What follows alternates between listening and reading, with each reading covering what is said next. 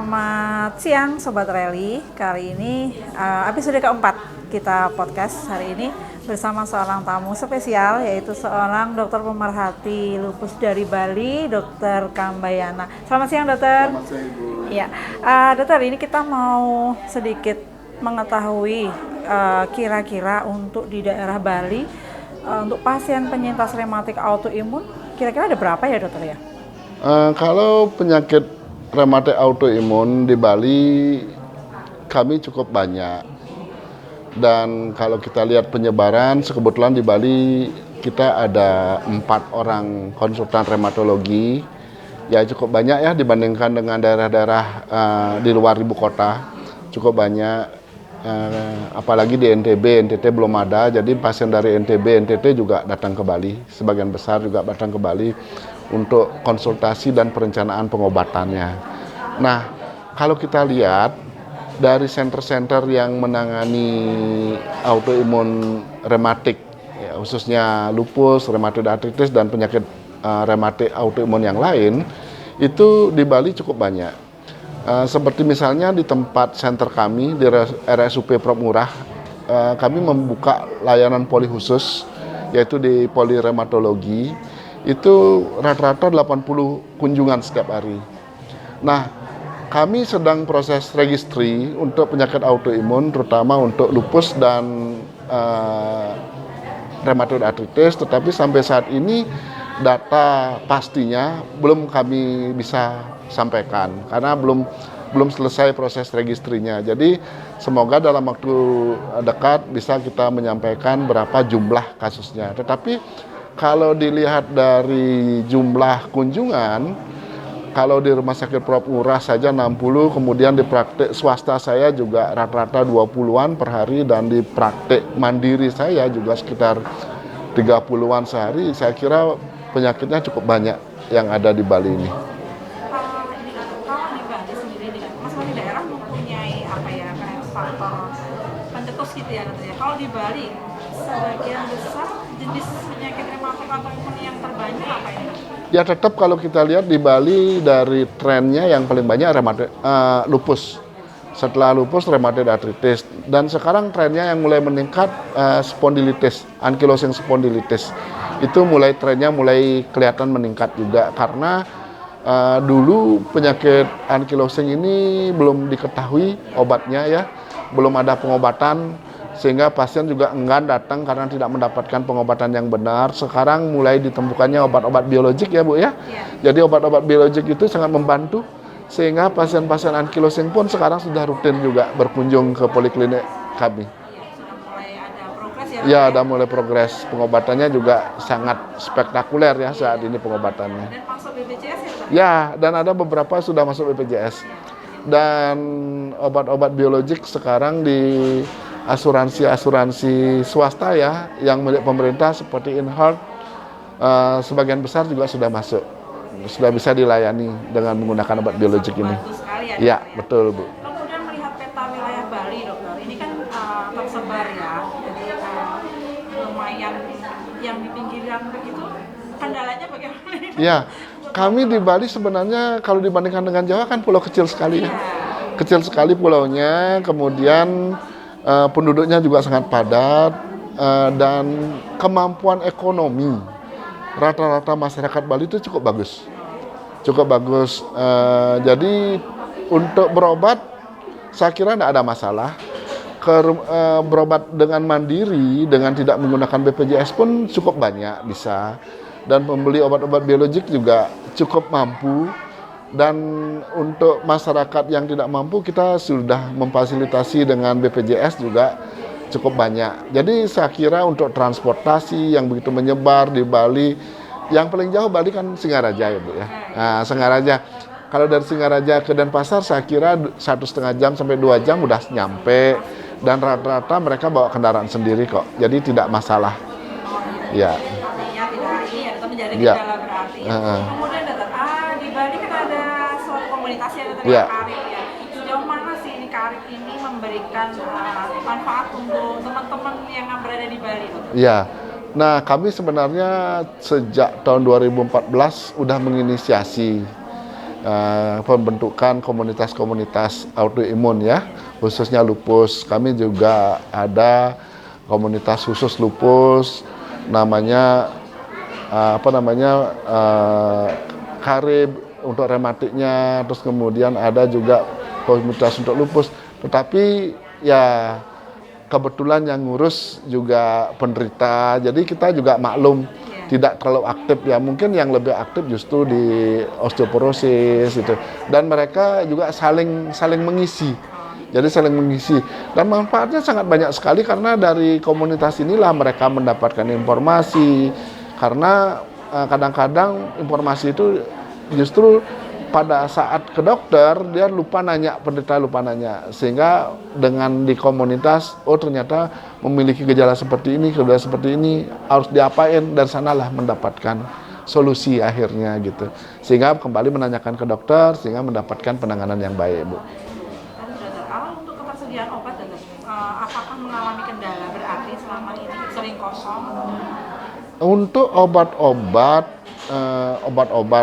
imunsupresan terutama, kalau metil hidroksikloroquine saya kira dulu sempat kosong, tapi beberapa tahun, 2-3 tahun belakangan ini udah lancar ya. Ada generiknya juga, ada yang branded juga ada. Dan untuk imunosupresan yang lain seperti MTX juga tidak ada masalah, belum pernah ada masalah. Yang saat ini kosong mungkin azathioprine, Bu. Imuran itu kosong. Kalau MMF walaupun 1 kosong, tapi brand yang lain masih ada. Jadi ada 3 atau 4 brand di sana sehingga tidak ada masalah. Ada 1 kosong, 2 kosong, tapi yang lain masih bisa menutupi. Yang sekarang kosong justru imuran saja karena tidak ada generiknya, tidak ada brand yang lain, tidak ada, cuma 1 itu. Ya mudah-mudahan dari perusahaan farmasi yang ada saat ini bisa memproduksi juga biar ada kolaborasi, sehingga kalau ini kosong bisa ada menambahkan yang lainnya. Ini kalau tidak salah dalam waktu sebulan ini azathioprine kosong, ya, kosong agen ya, ya. Dokter, salah satu yang menjadi kendala biasanya adalah kepatuhan pasien. Apakah di Bali dokter menemukan kendala tersebut? Ya. Kalau kita lihat kepatuhan minum obat pada penderita lupus itu pasti ya. Kenapa hal itu terjadi? Karena kan obat harus diminum jangka panjang, Bu. Kemudian efek samping obat pasti dirasakan. Belum lagi kalau ditakut-takuti sama tetangga, sama saudaranya bahwa minum obat ini bisa nanti ginjalnya rusak, kemudian nanti keropos tulang dan lain sebagainya, itu tentu menjadi kendala buat kita. Tetapi hal itu sedikit lebih ringan kalau kita lihat. Kenapa? Karena kalau pasien tersebut putus obat pasti akan kumat. Begitu kumat akan datang lagi ke kita, kita memberikan edukasi bahwa memang pengobatan lupus itu seperti ini dan harus dilakukan secara berkesinambungan.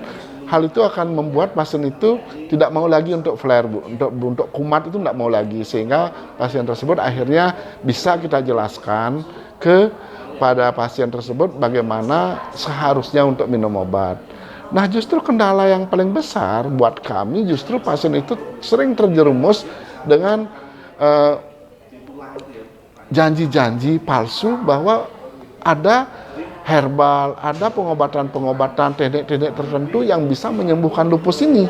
Itu yang menjadi kendala buat kami. Nah, kenapa hal ini bisa terjadi? Dokter itu kan jujur menyatakan kepada pasien bahwa penyakit ini tidak bisa sembuh, Bu. Tetapi hanya bisa terkendali, bisa remisi. Remisi itu kan tidak sembuh, tetapi bisa tanpa gejala, tanpa minum obat. Nah, pasien itu biasanya tidak happy dengan kondisi itu, sehingga pasien itu kalau ditawari bahwa ini sesuatu pengobatan, satu herbal atau teknik tertentu bisa menyembuhkan pasien, pasien itu akan semangat untuk berobat, sehingga meninggalkanlah pengobatan yang standar yang sudah kita berikan. Dan akhirnya menjerumuskan hal itu kepada pasien tersebut. Dan ujung-ujungnya setelah kita telusuri, itu justru hanya multi-level.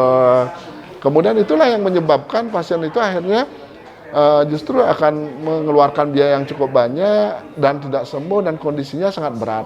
Dan pengalaman seperti itu sangat banyak sekali kita dapatkan, Bu. Mungkin juga teman-teman di center lain, di Jakarta, di Surabaya, atau di Bandung, pasti mengalami hal yang sama, Bu. Hal itu sudah menjadi rahasia umum buat kita, dan itu pasien itu banyak yang tidak cerdas terjebak dalam kondisi seperti itu. Keinginan instan untuk cepat sembuh dan tanda kutip ya dokter ya. Iya.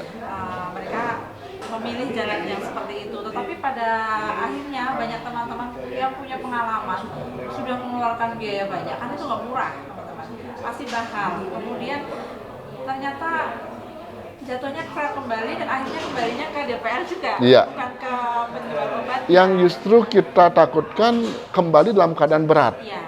Contohnya misalnya sudah terjadi gagal ginjal, baru kembali ke kita. Nah, jatuhnya kan nanti ke cuci darah. Iya, betul. Ya, karena ada asumsi yang sangat keliru bahwa obat yang diberikan menyebabkan gagal ginjal, justru terbalik seharusnya. Tidak minum obat lah, penyakitnya sendiri yang menyebabkan gagal ginjal, seperti itu. Sehingga pasien-pasien terjebak dalam kondisi itu. Setuju sekali. Dan patut digarisbawahi teman-teman, ketika teman-teman menggunakan obat di luar medis, tentunya monitornya tidak ada. Tetapi kalau teman-teman mengikuti medis, setiap bulan akan dimonitor, baik itu efek sampingnya, kemudian efektivitas pengobatannya. Iya, betul. Itu akan lebih termonitor, sehingga apapun yang terjadi nanti akan lebih cepat diketahui. Iya, dokter, betul. Ya? Baik, sebagai pertanyaan terakhir dokter, bukan pertanyaan, ada saran ya dokter ya. Apa sih himbauan dokter untuk teman-teman di Bali ini yang tentunya butuh dukungan yang butuh kerjasama antara DPR dengan pasien dengan keluarga untuk sama-sama mencapai kondisi lebih baik? Iya, ya ini merupakan satu hal yang sangat penting ya untuk penderita lupus dan masyarakat pada umumnya. Ada beberapa hal yang ingin saya sampaikan. Pertama, pada penderita penyakit autoimun ini yang sifatnya kronik, yang bertahun-tahun, percayakanlah penyakit Anda kepada dokter yang kalian percaya. Jangan pindah-pindah dokter, karena kalau sudah dokternya DPL yang sudah mengetahui, ilmunya akan sama saja. Jadi ke dokter siapa yang merasa nyaman, atau ke dokter siapa yang mendukung fasilitas pengobatannya. Salah satu contoh misalnya punya asuransi swasta misalnya di tempat saya, ya sebaiknya rutin ke tempat saya, atau ke dokter B misalnya, ke dokter A misalnya, di sana dilayani biaya pengobatannya oleh tanggungan tertentu, silahkan dilanjutkan ke sana. Pada prinsipnya jangan pindah-pindah dokter, karena pada prinsipnya dokter pemerhati lupus yang benar-benar ngerti lupus, ilmunya sama saja karena menggunakan guideline yang sama. Kedua, jangan takut minum obat. Yang penting obat yang diminum tersebut dengan pengawasan dokter. Karena sangat berbahaya sekali kalau lebih dosis dari yang seharusnya. Misalnya kita enak dengan minum dosis sekian, kemudian harusnya sudah diturunkan karena merasa enak, beli sendiri, itu nanti efek samping obat yang jauh lebih sulit menangani. Atau takut minum obat menggunakan dosis yang kecil, itu under treatment, itu juga tidak ngefek. Jadi harus mendapatkan pengobatan yang pas.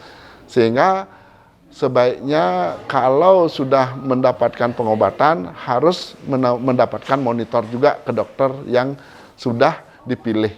Jadi jangan takut-takut untuk minum obat, yang penting sesuai dengan monitoring, sesuai dengan indikasi, dan sesuai dengan dosis obat yang sudah kita tetapkan. Mungkin itu yang bisa saya sampaikan, mudah-mudahan bisa membantu penderita-penderita lupus.